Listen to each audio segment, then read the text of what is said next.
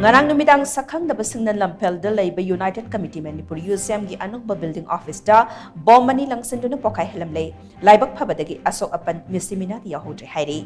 thodok adu ngarang numidang pung 3 ka minute 45 chap chana thokibani bomb langsinbagi thodok adu uhoba singna phongdorokpagi matungina car ama yamna yangna thoduna laklaga bomb ani adu langsillamlaba matung khonglei thuna mafam adu thadokduna chatki hairi sakhang da basingna langsillamlaba bomb ani adu amana UCM office ki gate mapanda taraga pokhai ki aduga bomb amani UCM office ki gate manungda fokhai ki bomb pokhai ba adu da office ki wall da akai atoi khara thoki adubu asok apandi yaukhide bomb pokhai bi ki pawa du hek phangbaga Imphal West District Police ki SP KSI Sibakanta DIG Ranjwan and Herozit IZ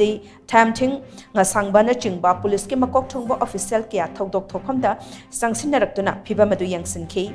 Imphal West District Police Commando ki team nashu thodok thokpham gi akoiba mafam singda amadi jingnaba mafam singda paksana thibuhumbagi thabak sathaki adumakpo hauzik phawbagi oina mipa mipun gi pauti leitre bom madu kanana kari maram gi damak langsillam labano haiba chap chana khangba ngamdri thodok asiga mari leinena Lampel Police Station na case ama lakhatpaga loinena makhatana thizin hundin bagi thabak chathaba haukhre haina pawasina makhatare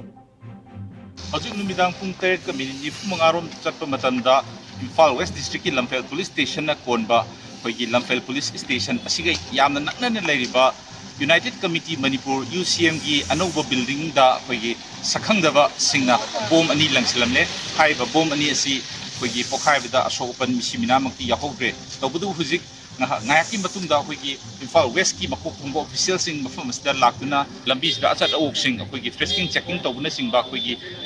haiba music si fanaba kan honari tom tv gi damta pawdon jeriba saran bom Imphal